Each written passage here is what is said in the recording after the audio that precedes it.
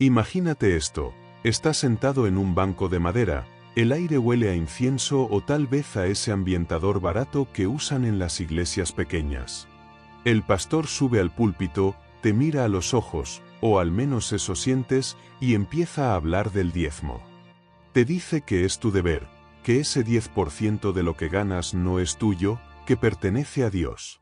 Tú, con las manos un poco sudadas, sacas el sobre que preparaste en casa, lo aprietas un segundo y lo dejas caer en la canasta que pasa de mano en mano. Te sientes bien, ¿verdad? Sientes que hiciste algo grande, algo puro. Pero espera, quédate conmigo un momento, porque voy a soltarte una idea que va a darte vueltas en la cabeza. ¿Y si te dijera que Dios no necesita tu dinero, pero las iglesias sí? Sí, lo escuchaste bien.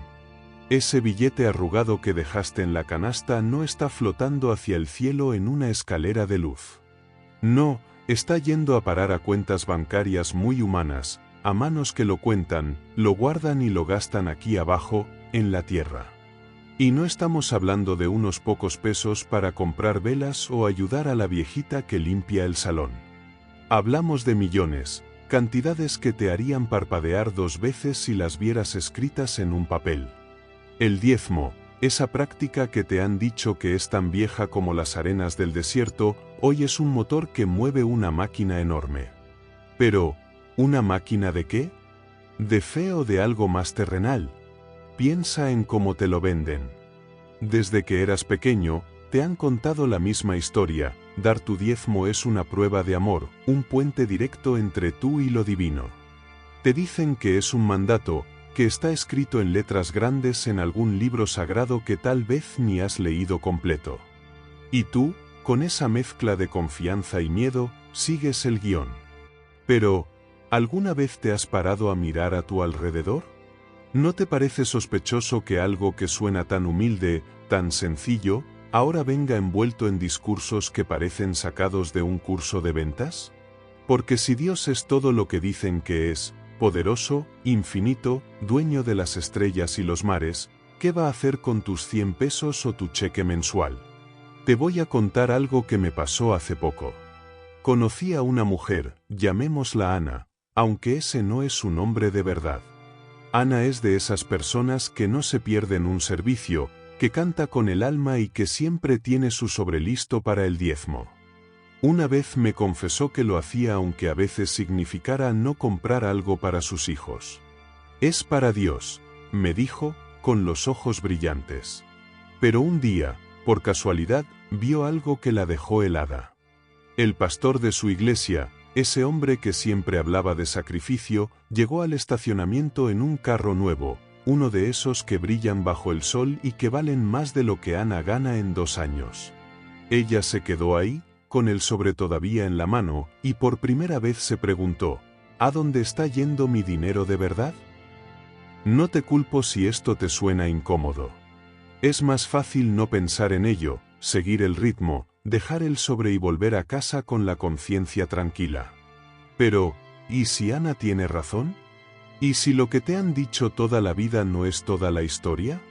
Porque el diezmo no es solo un acto de fe, es un sistema, uno que lleva miles de años girando. En los tiempos antiguos, era trigo, ovejas, cosas que podías tocar y oler. Hoy es efectivo, transferencias electrónicas, billetes que pasan de tu cartera a una caja fuerte en menos de lo que canta un gallo. Y mientras tú das, alguien más está contando. ¿Quién? ¿Para qué? Mira, no estoy aquí para decirte que todo es una mentira. Hay iglesias que hacen cosas buenas, gente que cree de corazón en lo que predica. Pero cuando ves los números, cuando te das cuenta de que el diezmo genera más dinero en un año que algunas empresas grandes, tienes que hacer una pausa. ¿Te has preguntado alguna vez por qué las iglesias tienen edificios que parecen palacios, pantallas gigantes, luces que parecen de un concierto de rock? ¿O por qué algunos pastores viven en casas que tú solo ves en revistas? Eso no se paga con oraciones, amigo. Se paga con lo que tú y miles como tú dejan en esa canasta cada semana. Déjame ponerte en una escena. Imagina que estás en un mercado, hace 2000 años.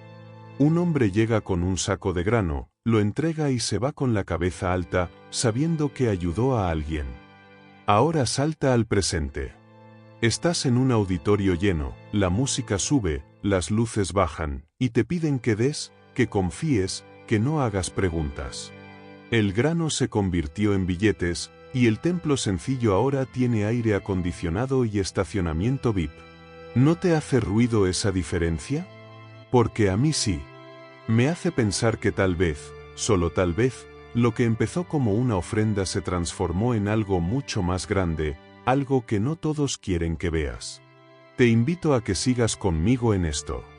No te estoy pidiendo que tires tu fe por la ventana ni que corras a gritarle al pastor el próximo domingo. Solo te pido que abras los ojos, que te hagas la pregunta que Ana se hizo esa tarde en el estacionamiento. Porque una cosa es segura, el diezmo no es solo un sobre que dejas en la canasta. Es una idea, una máquina, una historia que te han contado 1000 veces. Pero, ¿y si no es toda la historia? ¿Y si detrás de esa cruz hay un negocio disfrazado, uno que depende de que tú no hagas demasiadas preguntas? Piénsalo así, si Dios no necesita tu dinero, ¿quién sí lo necesita? ¿A quién estás alimentando cada vez que das? No es una pregunta fácil, lo sé. Te va a dar vueltas en la cabeza, te va a hacer mirar ese sobre de otra manera la próxima vez que lo tengas en las manos. Y está bien. Está bien dudar, está bien querer saber. Porque si hay algo que importa aquí, eres tú, tu fe, tu esfuerzo, tu verdad. ¿Es esto realmente un mandato divino, algo que viene de arriba, o es un negocio que alguien armó con una Biblia en la mano? Tú decides si quieres seguir escuchando para descubrirlo. Retrocede conmigo un momento, cierra los ojos y ponte en otro tiempo. Estás en un lugar árido, el sol quema la piel, el viento arrastra polvo y arena por todos lados. A tu alrededor hay gente sencilla, con las manos curtidas de trabajar la tierra. Uno de ellos, un hombre con una túnica gastada, camina hacia un altar improvisado.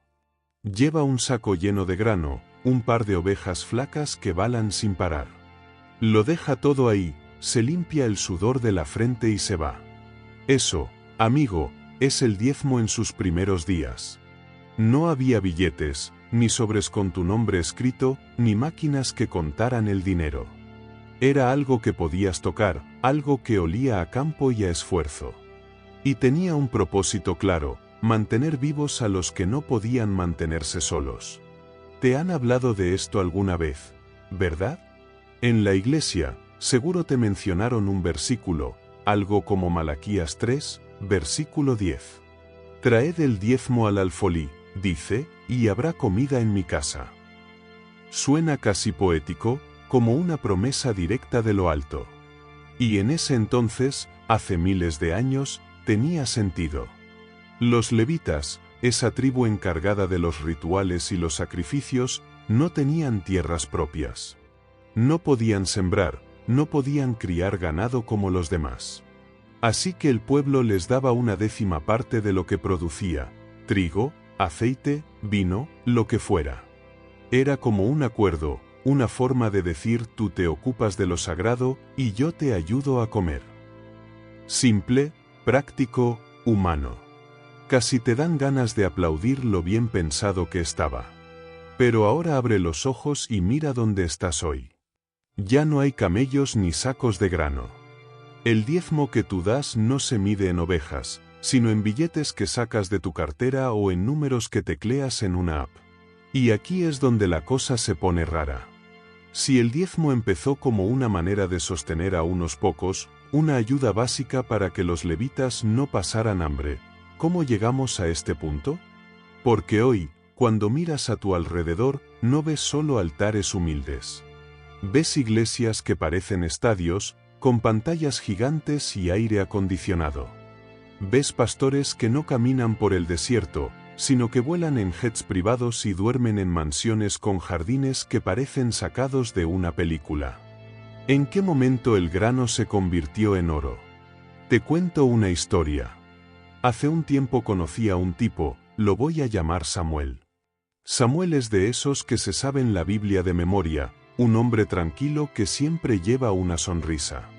Un día, mientras tomábamos un café, me dijo algo que no olvidé. Cuando era niño, mi abuela me enseñó que el diezmo era para ayudar, para compartir. Pero ahora, no estoy tan seguro. Me explicó que en su iglesia, una de esas pequeñas en un pueblo olvidado, todos daban lo que podían.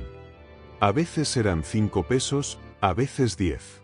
Pero hace poco vio un vídeo en internet de un pastor famoso, uno de esos que llenan auditorios, bajándose de un helicóptero. Eso no es lo que mi abuela me enseñó, dijo, y se quedó mirando su taza como si ahí estuviera la respuesta. Piénsalo un segundo. Si el diezmo era para sostener a los levitas, gente sin nada más que su fe, ¿por qué hoy parece que sostiene imperios? Porque no me digas que no lo has visto, edificios relucientes, carros de lujo estacionados afuera, ropa que cuesta más de lo que tú ganas en un mes. Y todo eso sale de algún lado. Sale de lo que tú das, de lo que otros como tú dan, creyendo que es un mandato divino. Pero, ¿de verdad lo es? Porque si miras bien esos textos antiguos, no encuentras nada sobre jets ni piscinas privadas. Lo que encuentras es una idea sencilla, compartir para que nadie se quede atrás. Entonces, ¿qué pasó en el camino? No estoy diciendo que todo sea malo. En esos tiempos viejos, el diezmo funcionaba. Era un sistema que mantenía un equilibrio, que cuidaba a los que no podían cuidarse solos. Pero hoy, cuando ves cómo se usa, tienes que preguntarte si sigue siendo lo mismo. Imagina que estás en ese desierto otra vez. El hombre con el saco de grano te mira y te dice, esto es para los levitas, para que vivan. Ahora imagina que le das tu dinero a alguien que lo usa para comprarse un reloj de oro mientras los levitas de hoy, los pobres, los que no tienen, siguen esperando. ¿Te parece justo?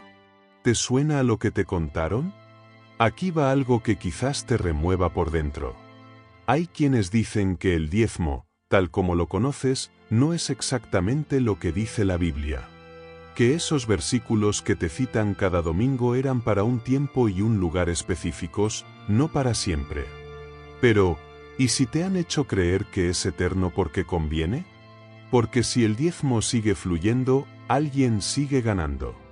No Dios, que no necesita ni un centavo tuyo, sino los que construyen sus reinos aquí abajo.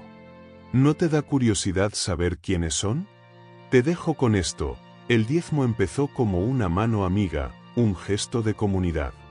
Pero hoy, cuando ves esas iglesias que parecen corporaciones y esos pastores que viven como reyes, tienes que preguntarte, ¿entonces por qué hoy las iglesias tienen jets privados y mansiones? ¿Es eso lo que querías cuando diste tu diezmo la última vez? Porque algo me dice que el grano y las ovejas no tenían nada que ver con esto. Ponte en este lugar por un instante. Estás parado frente a un edificio enorme, tan grande que parece tragarse el cielo.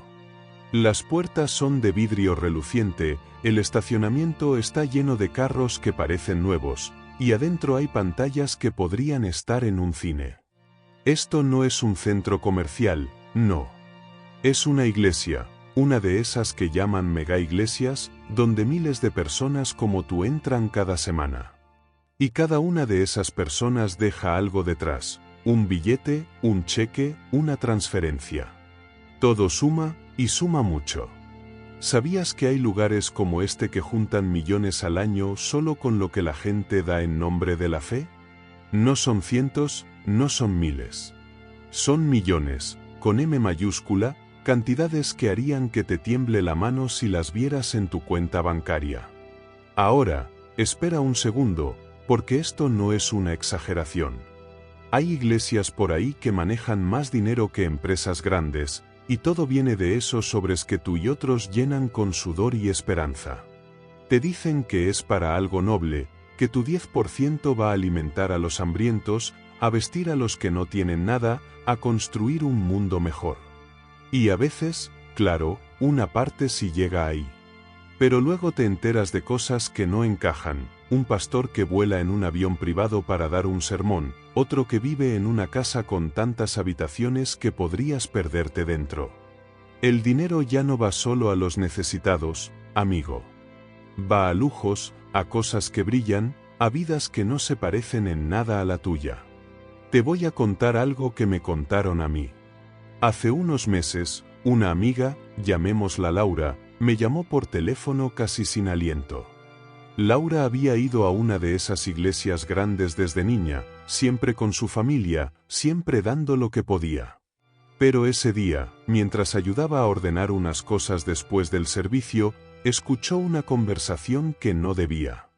Dos personas hablaban de cómo usarían lo recaudado ese mes, una parte para un evento con luces y música en vivo, otra para un viaje de trabajo a un lugar con playas de postal. Laura se quedó helada. Yo pensé que mi dinero iba a los pobres, me dijo, con la voz quebrada. ¿En qué momento esto se volvió tan caro? Piénsalo un poco. Cuando das, lo haces con el corazón abierto, ¿verdad? Imaginas que tu billete está comprando comida para alguien que no tiene, o tal vez pagando la luz de un refugio. Pero, ¿y si te digo que en algunos casos está pagando un boleto de primera clase o un traje que cuesta más que tu renta? Porque eso pasa. Hay sitios donde el dinero del diezmo se convierte en alfombras rojas, en escenarios que parecen de un show en Las Vegas, en cosas que no tienen nada de humildes.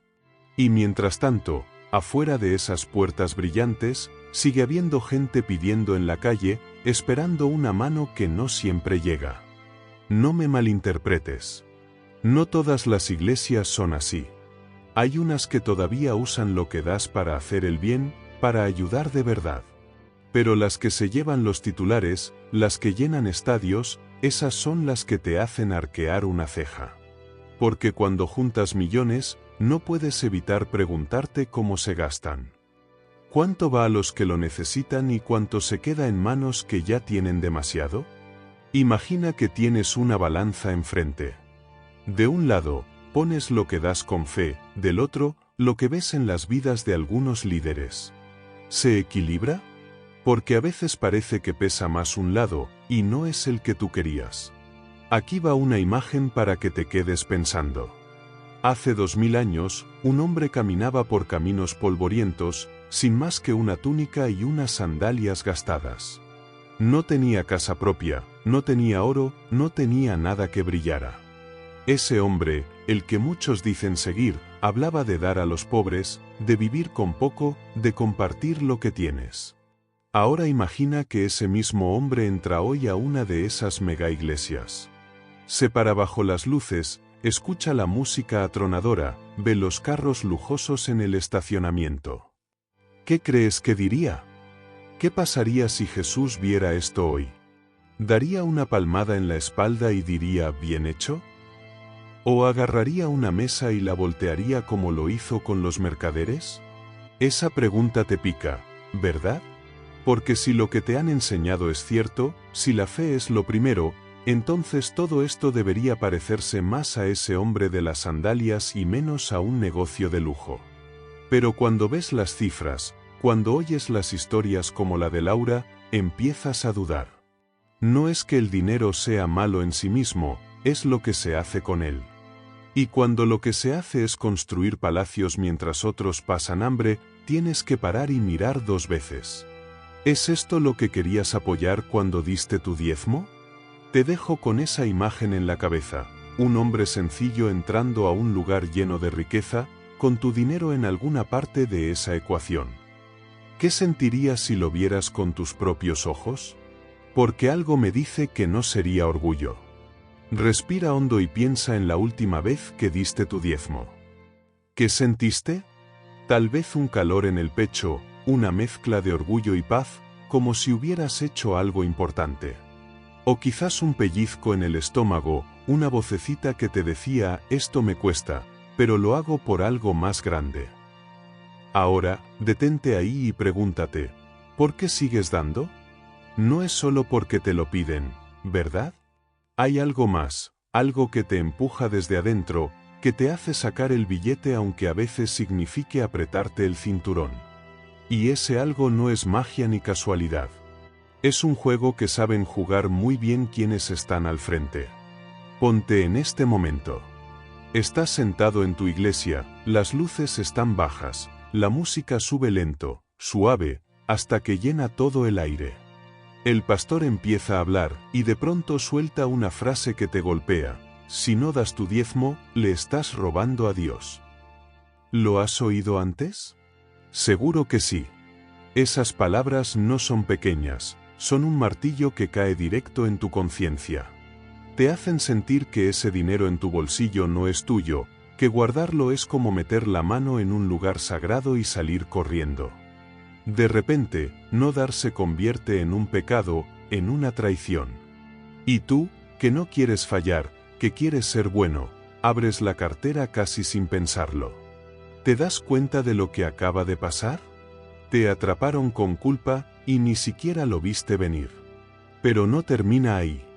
Porque no solo te empujan con miedo, también te jalan con promesas. Te dicen que si das, las puertas se abrirán. Que el cielo va a llover bendiciones sobre ti, un trabajo mejor, salud para tu familia, esa paz que tanto buscas. Es como si tu diezmo fuera una moneda que echas en una máquina tragamonedas divina, esperando que salga el premio gordo. Y cuando no pasa nada, cuando la vida sigue igual, te dicen que es tu culpa, que no diste con suficiente fe. ¿No te parece un poco extraño? Porque suena menos a un regalo y más a un trato, un intercambio emocional donde tú pones el dinero y ellos manejan tus sentimientos. Te voy a contar sobre alguien que conocí hace poco. La voy a llamar Clara. Clara es madre de 2 niños, trabaja turnos largos y aún así nunca falta a su iglesia.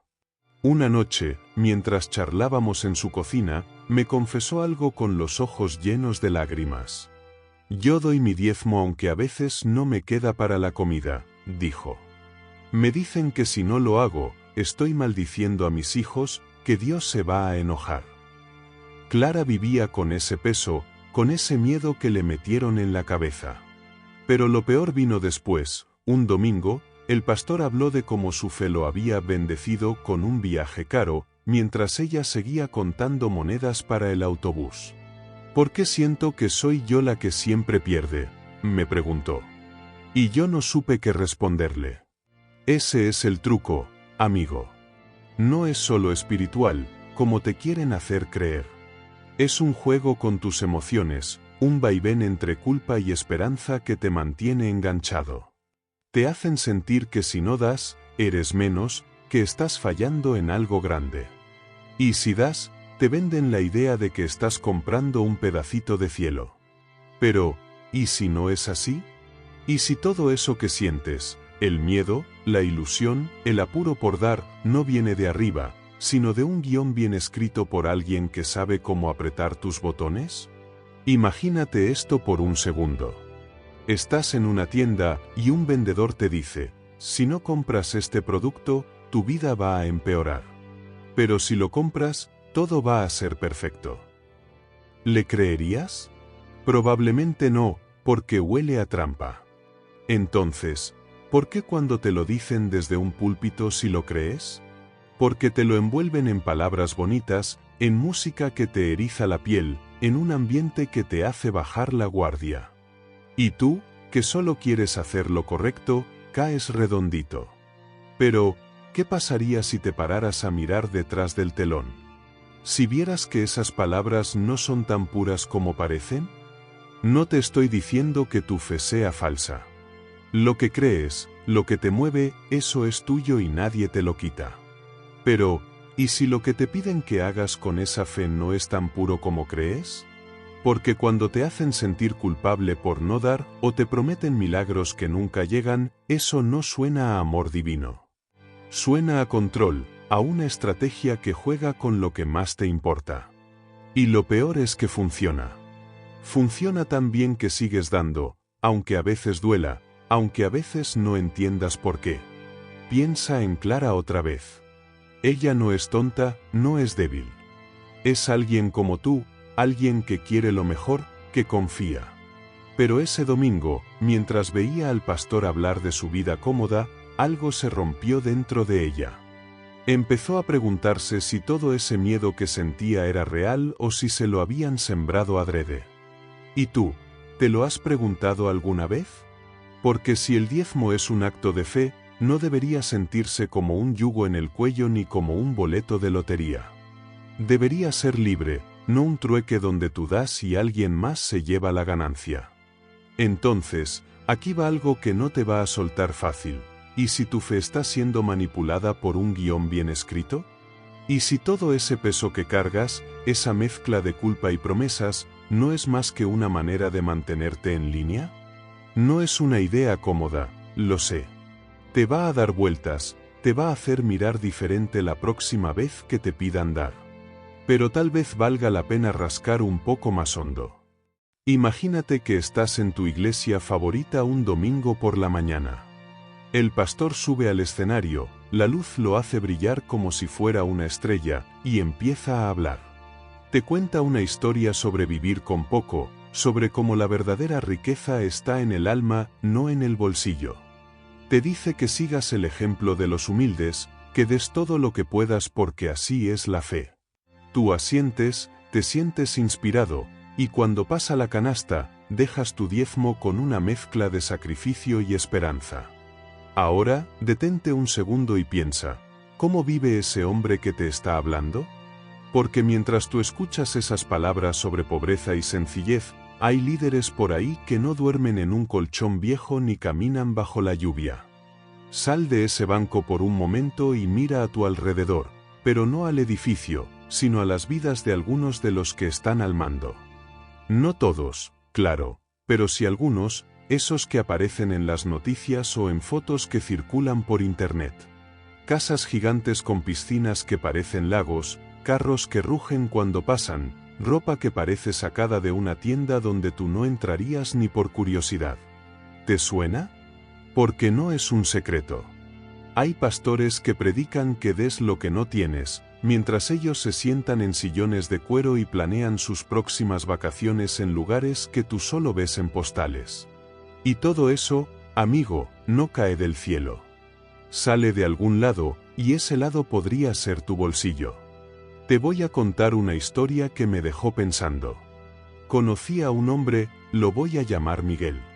Miguel era un tipo callado, de esos que llegan a la iglesia con los zapatos gastados pero el corazón lleno. Daba su diezmo religiosamente, aunque a veces significaba no comprarle algo a sus hijos. Un día, mientras pasaba cerca de la casa de su pastor, una casualidad, nada más, vio algo que lo dejó mudo. Era una mansión, con un portón alto y un jardín que parecía un parque. Adentro, el pastor estaba lavando un carro nuevo, uno de esos que valen más que todo lo que Miguel había juntado en años. Yo pensé que mi dinero iba a los necesitados, me dijo después, con la voz temblando. Entonces, ¿por qué él tiene tanto y yo sigo luchando? Ese contraste te pega, ¿verdad? Porque te han dicho toda la vida que la fe es renunciar, es compartir, es vivir con lo justo. Te han pintado un cuadro de líderes que caminan descalzos, que dan hasta la última camisa. Pero luego ves esto, joyas en las manos, viajes caros, casas con más cuartos de los que podrían usar. Y no es que el dinero sea malo, es que te hace ruido cuando te piden que des mientras ellos acumulan. El dinero del diezmo no siempre llega a los pobres, eso está claro. A veces se queda en manos que ya tienen suficiente, manos que predican una cosa y viven otra. Piensa en lo que te enseñaron. Te hablaron de un hombre que no tenía donde recostar la cabeza, que comía con los pobres, que no cargaba oro ni plata. Ese es el modelo, ¿no? Pero ahora mira a algunos de los que dicen seguirlo. ¿Se parecen a él? Porque mientras tú ahorras para pagar las cuentas, hay quienes gastan lo que das en cosas que no necesitan. No es una teoría loca, es algo que puedes ver si abres los ojos. Casas en barrios ricos, aviones privados para cruzar el país, relojes que brillan bajo las luces del altar. ¿Eso es pobreza predicada o riqueza disfrutada? Aquí va algo que me contaron una vez. Una mujer, voluntaria en una iglesia grande, se tropezó con unos papeles que no debía ver. Eran cuentas, números grandes, planes para gastar lo que la gente había dado. Una parte iba a una comunidad necesitada, sí, pero otra, mucho más grande, estaba marcada para una reunión especial en un hotel de lujo. Cuando preguntó, le dijeron que no era asunto suyo, que confiara. Pero ella no pudo evitar sentir que algo estaba mal. ¿Tú qué harías si vieras eso? ¿Confiarías ciegamente o empezarías a mirar más de cerca? No estoy diciendo que todos sean así. Hay líderes que viven como predican, que comparten lo poco que tienen, que caminan el camino que te piden recorrer. Pero los que no, los que brillan bajo los reflectores mientras tú sigues en las sombras, esos son los que te hacen dudar. Porque si el mensaje es desprenderte de lo material, ¿por qué algunos se aferran tanto a ello? ¿Por qué tu diezmo, ese que das con esfuerzo, termina en un garaje lleno de carros caros en lugar de en manos que tiemblan de frío? Te dejo con esto, una idea que no te va a soltar fácil. ¿Es Dios quien ama el diezmo o son ellos? Porque si lo piensas, Dios no necesita casas ni aviones. No necesita nada de lo que tú das. Pero hay quienes sí, quienes han hecho de tu fe un puente hacia sus sueños de grandeza.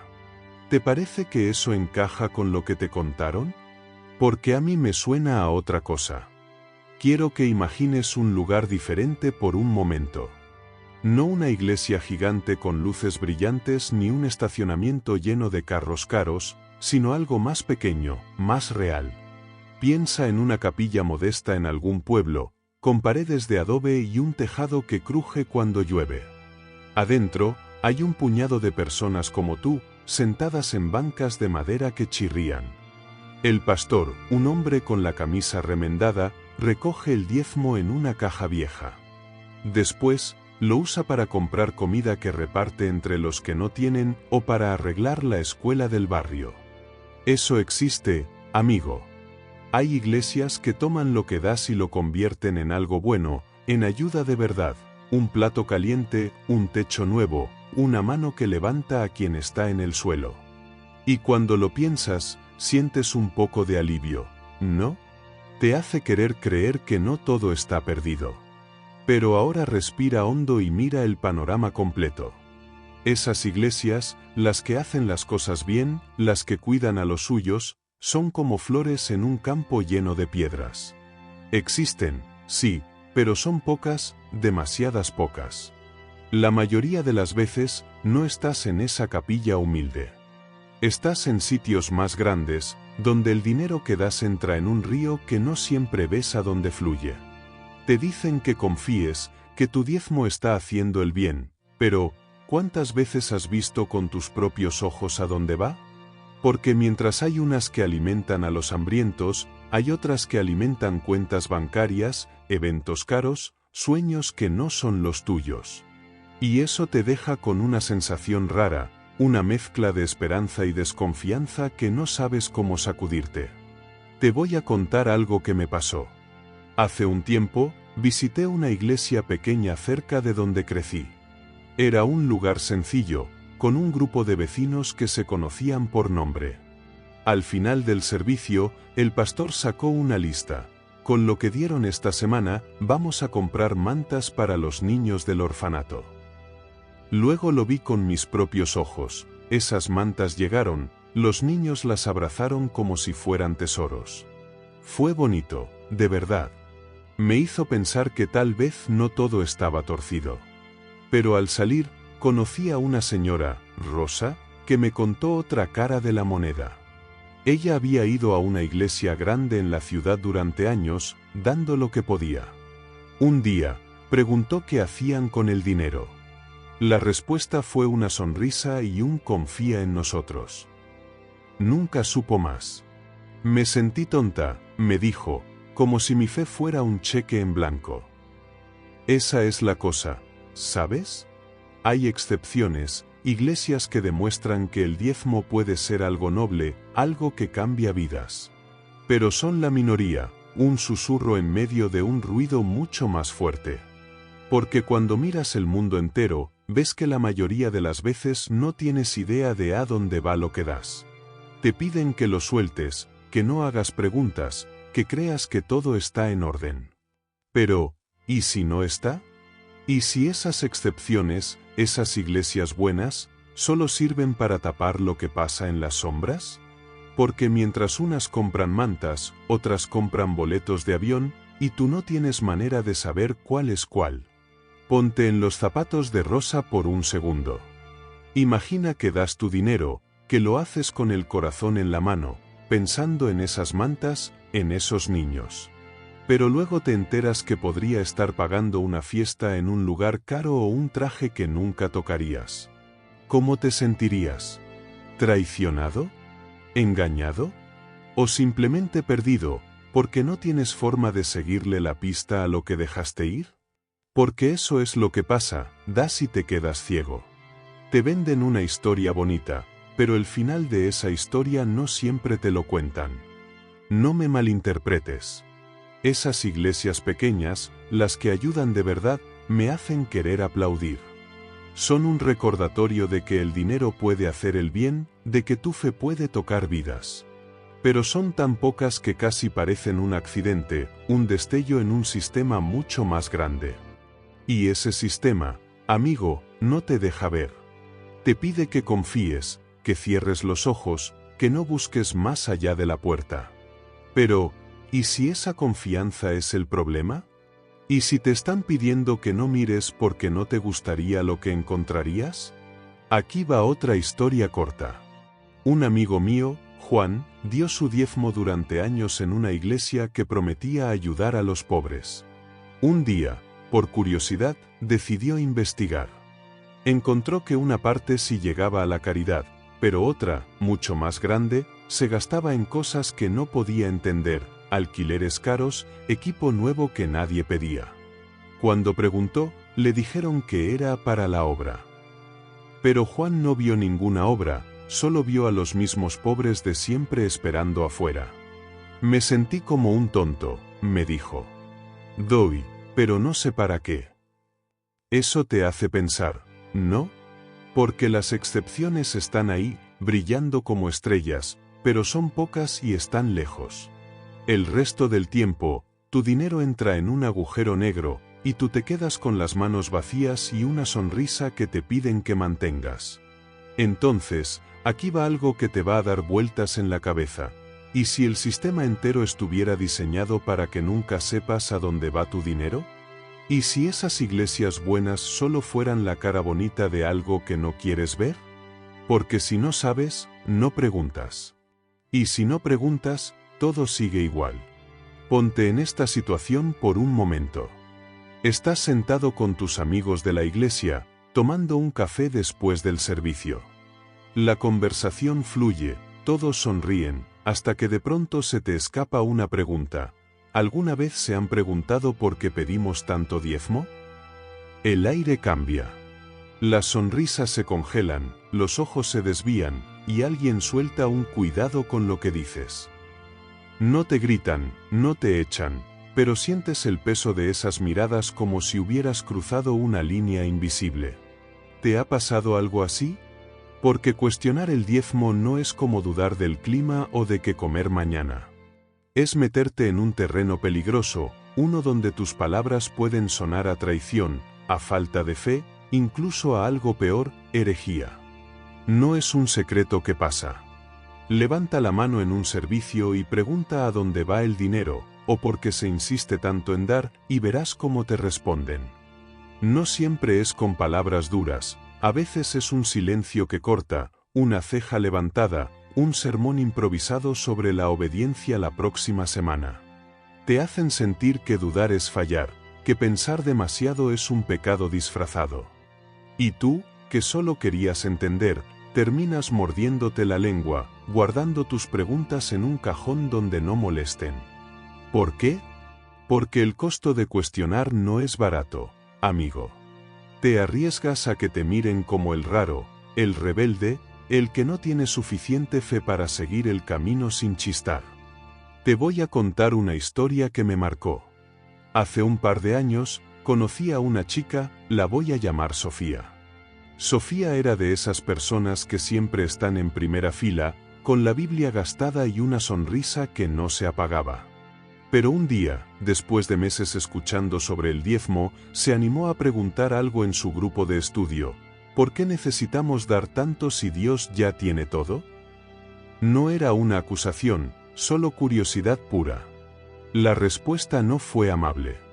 El líder del grupo le dijo que esas dudas eran del diablo, que estaba poniendo su alma en riesgo. Otros la miraron como si hubiera roto algo sagrado.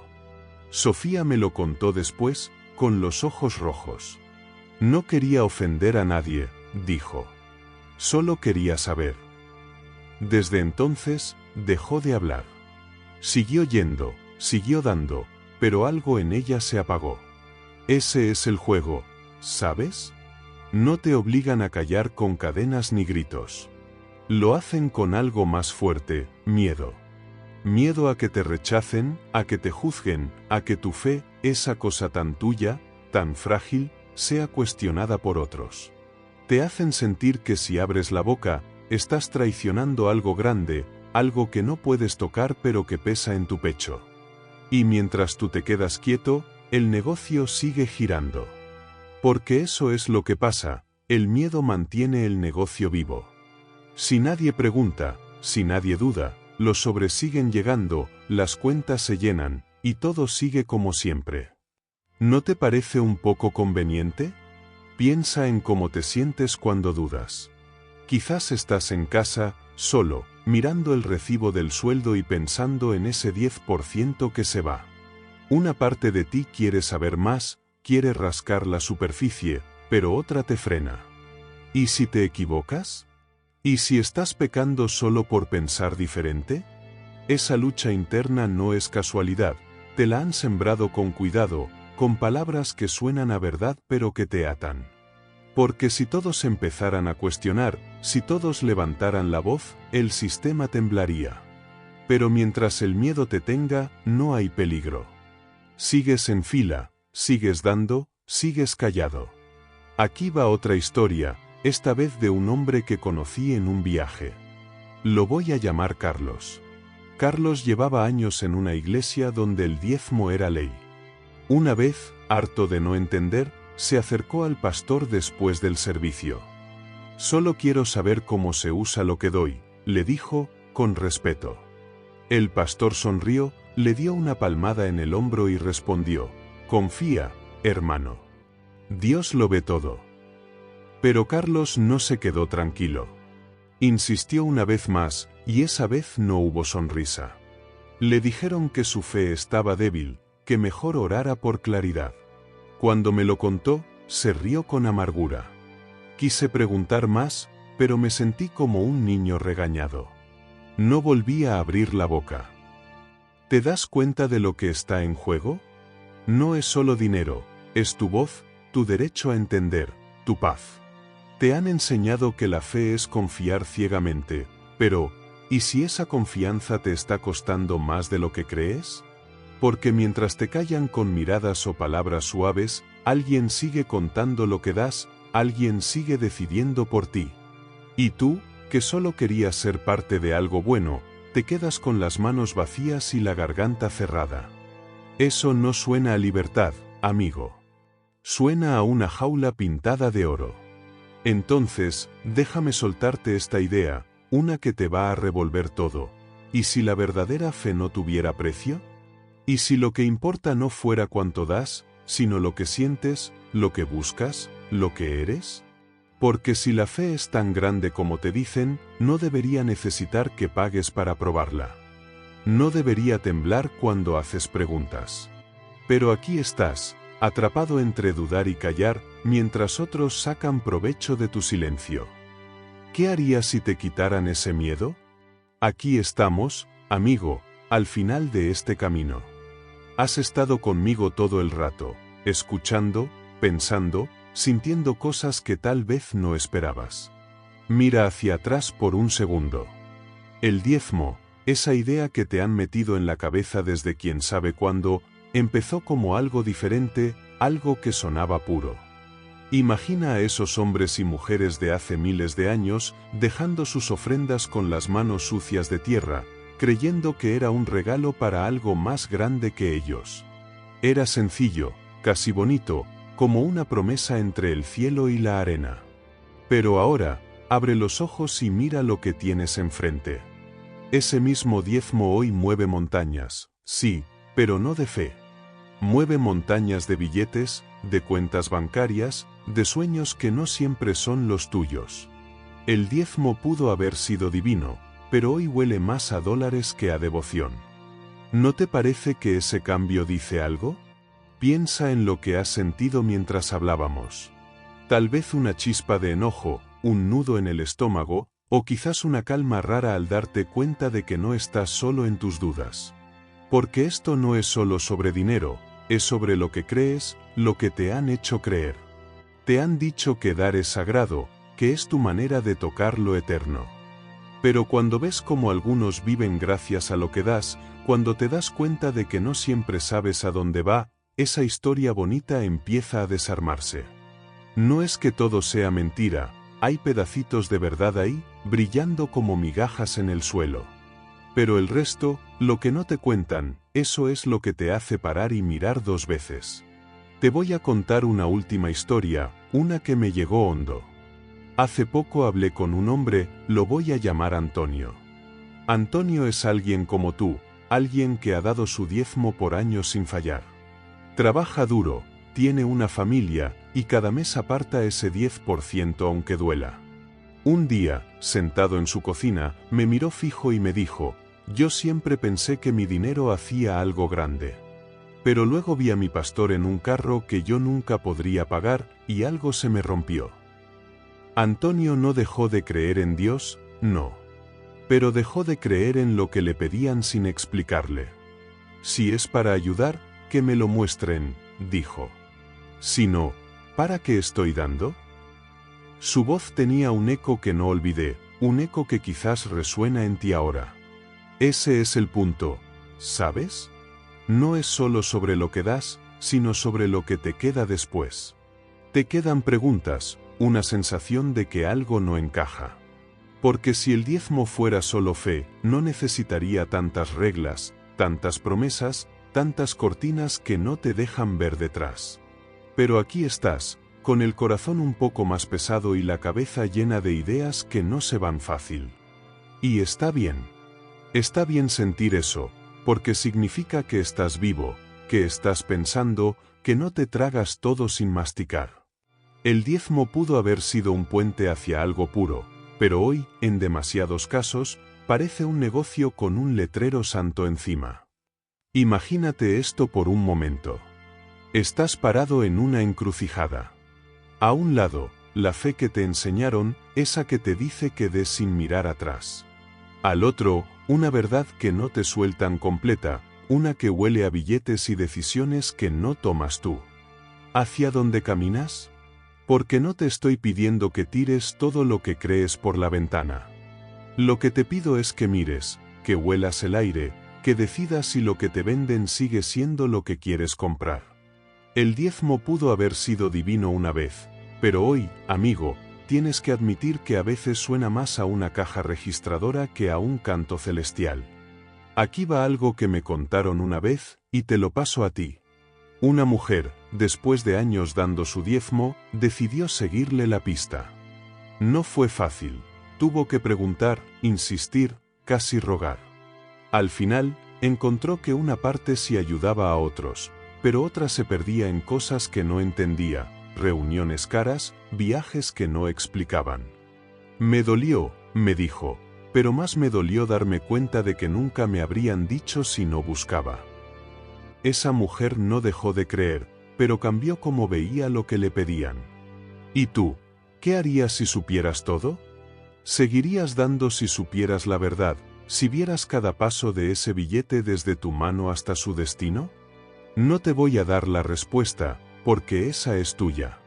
Lo que sí te voy a dejar es esta pregunta, una que te va a rondar como un zumbido. ¿Seguirías dando si supieras la verdad?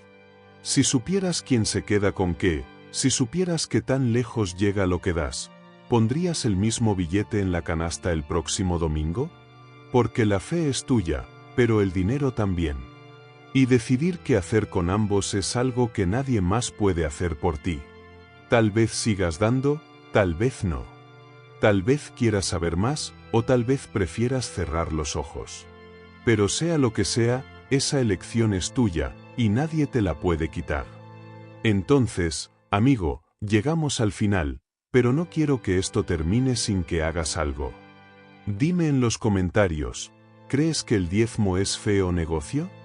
Quiero saber qué piensas, qué sientes después de todo esto. Escribe lo que sea, lo que te salga del corazón, porque tus palabras importan.